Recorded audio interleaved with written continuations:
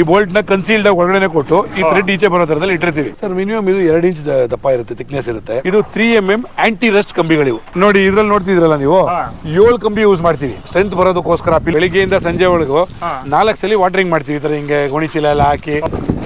ನೋಡಿ ಪಿಲ್ಲರ್ಗೂ ಕೂಡ ಹೇಗೆ ಸಿಮೆಂಟ್ ಆಗ್ತಾ ಇದಾರೆ ಅಂತ ಇಲ್ಲಿ.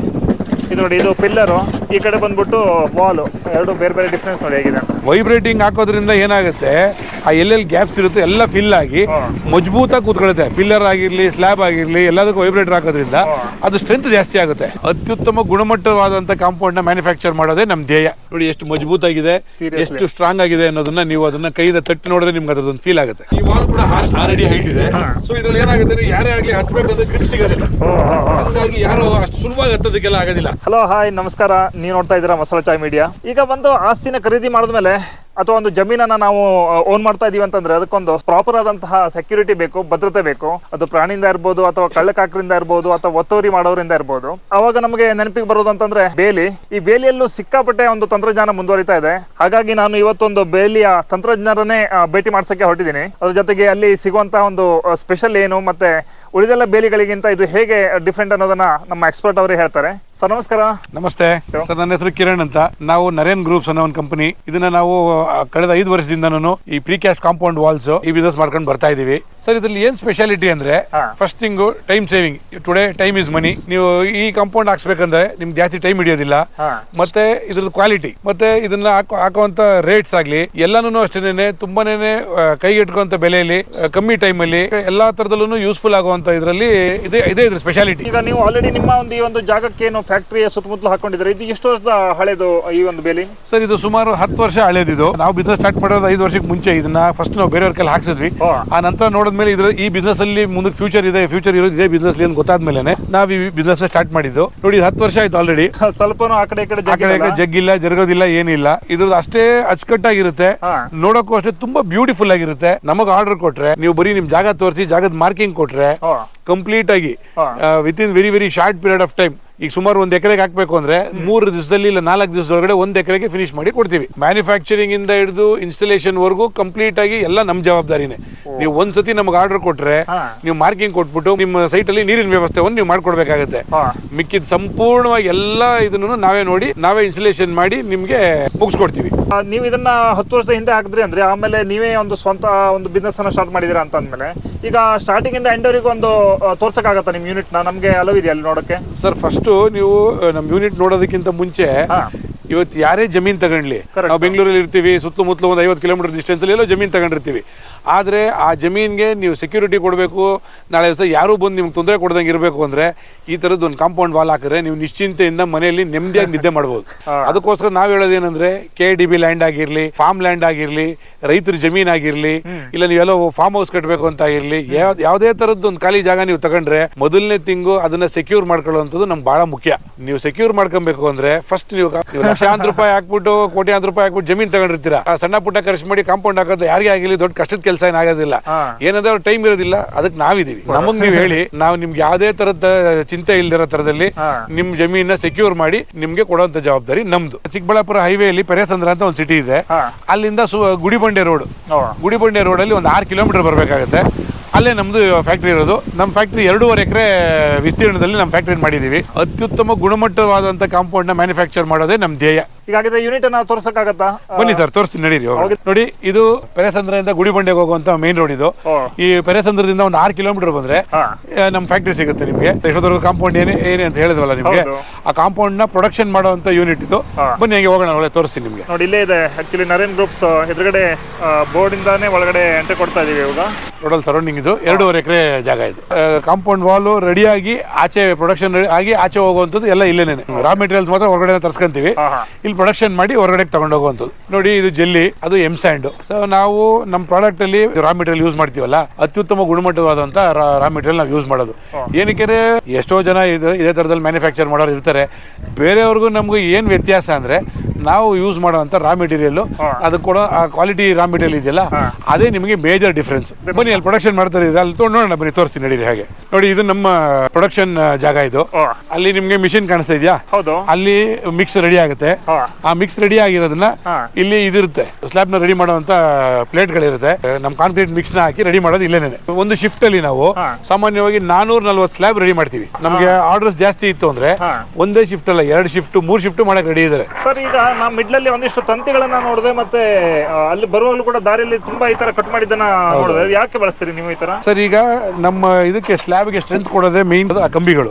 ಇದು 3mm ಆಂಟಿ ರಸ್ಟ್ ಕಂಬಿಗಳಿವು. ಇಂತ ಒಂದು ಗುಣಮಟ್ಟದ ಕಂಬಿ ಹಾಕೋದ್ರಿಂದ ಏನಾಗುತ್ತೆ, ನಮ್ ಸ್ಲಾಬ್ ಗೆ ಅತ್ಯುತ್ತಮವಾದ ಸ್ಟ್ರೆಂತ್ ಬರುತ್ತೆ. ಅದಕ್ಕೋಸ್ಕರ ಈ ತರದ ಕಂಬಿಗಳನ್ನೇ ನಾವು ಉಪಯೋಗಿಸ್ತೀವಿ. ಅದರೊಳಗಡೆ ನಾವು ಸ್ಟೀಲ್ ಹಾಕಿದ್ರೇನೆ ಹಾಕೋ ಸ್ಟೀಲ್ ಅಷ್ಟೇ ಒಳ್ಳೆ ಕ್ವಾಲಿಟಿ ಹಾಕ್ತಿವಲ್ಲ, ಹಂಗಾಗಿ ಅದಕ್ಕೆ ಸ್ಟ್ರೆಂತ್ ಜಾಸ್ತಿ ಇರುತ್ತೆ. ಇದು ಒಂದ್ಸತಿ ನಾವು ಸ್ಲಾಬ್ ನ ಹಚ್ಚಿಗೆ ಹಾಕಿದ್ಮೇಲೆ ಅದು 24 ಅವರ್ಸ್ ಇದರಲ್ಲೇ ಇರುತ್ತೆ. 24 ಅವರ್ಸ್ ಆದ ನಂತರ ನಾವು ತಗೊಂಡು ಅಲ್ಲಿ ಪಕ್ಕದಲ್ಲಿ ಕ್ಯೂರಿಂಗ್ ಗೆ ಅಲ್ಲಿ ಸೆಪರೇಟ್ ಜಾಗ, ಬೇರೆ ಜಾಗ ಇದೆ, ಅಲ್ಲಿ ತಗೊಂಡೋಗಿ ಅಲ್ಲೆಲ್ಲ ಲಾಟ್ ಹಾಕೊಂಡು ಅಲ್ಲಿ ಕ್ಯೂರಿಂಗ್ ಮಾಡ್ತೀವಿ. ನೋಡಿ, ಪಕ್ಕದಲ್ಲಿ ಪಿಲ್ಲರ್ ಗಳು ಮ್ಯಾನುಫ್ಯಾಕ್ಚರಿಂಗ್ ಆಗುತ್ತೆ.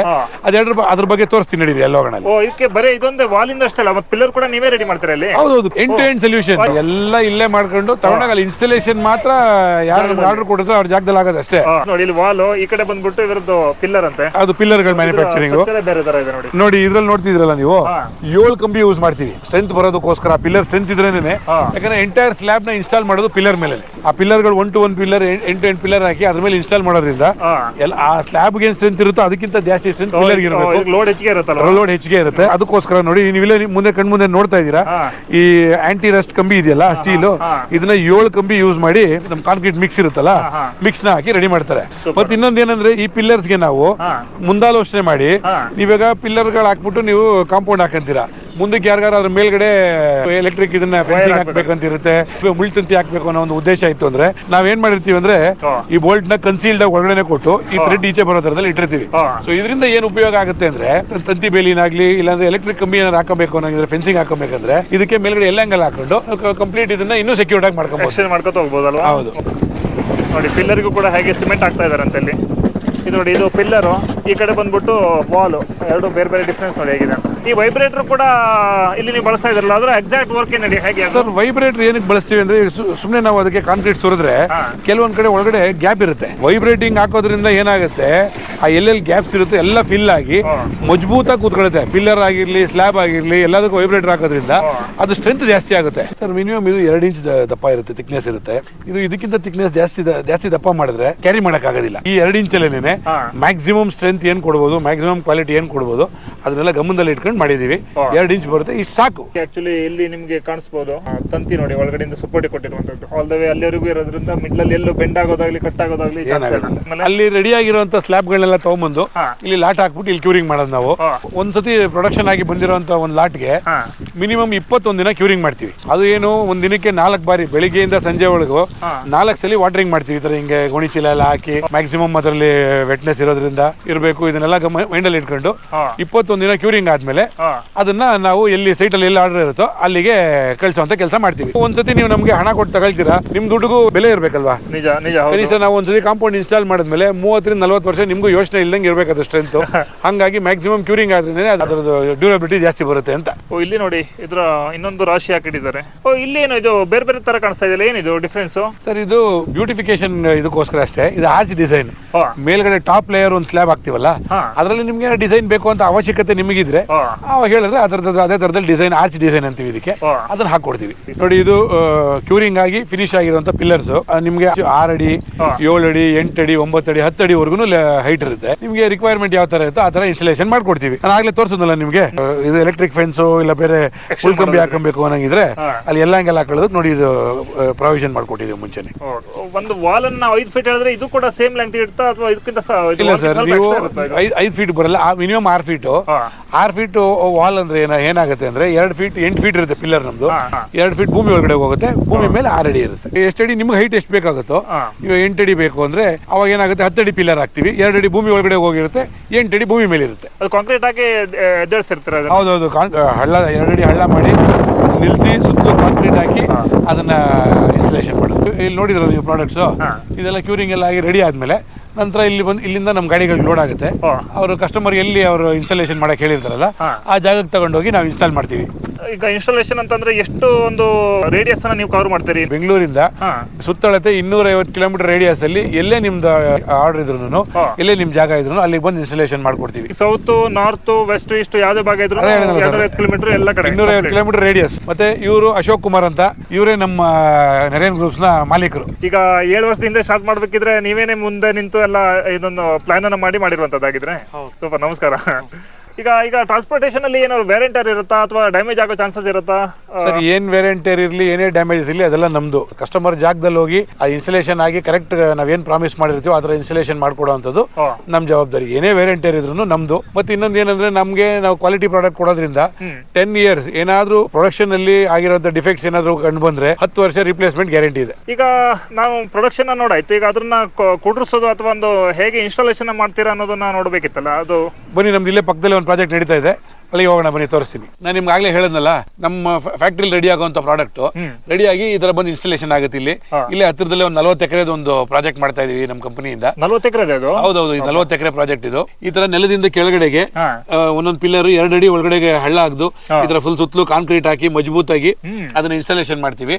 ನಿಮ್ಗೆ ಹೈಟ್ 6 ಅಡಿ ಬೇಕಾ, 7 ಅಡಿ ಬೇಕಾ, 8 ಅಡಿ ಬೇಕಾ, 9, 10 ಅಡಿವರೆಗೂ ಹಾಕೊಡ್ತೀವಿ. ಅದ್ರ ಮೇಲೆ ಹೈಟ್ ನೀವು ಎಷ್ಟು ಕೇಳಿರ್ತೀರೋ ಅಲ್ಲಿ ಅಷ್ಟು ಹೈಟ್ಗೆ ನಾವು ಅದನ್ನ ಫಿಕ್ಸ್ ಮಾಡಿ ಕೊಡ್ತೀವಿ. ನೋಡಿ, ನಾವು ನಿಮ್ಗೆ ಹೇಳಿದ್ವಲ್ಲ, ಅದು ಇಂಪಾರ್ಟೆನ್ಸ್. ನಾವು ಯಾವತ್ತು ಕ್ವಾಲಿಟಿ ಕೊಡೋದು. ನೋಡಿ ಎಷ್ಟು ಮಜಬೂತ್ ಆಗಿದೆ, ಎಷ್ಟು ಸ್ಟ್ರಾಂಗ್ ಆಗಿದೆ ಅನ್ನೋದನ್ನ ನೀವು ಅದನ್ನ ಕೈದ ತಟ್ಟಿ ನೋಡಿದ್ರೆ ನಿಮ್ಗೆ ಅದೊಂದು ಫೀಲ್ ಆಗುತ್ತೆ.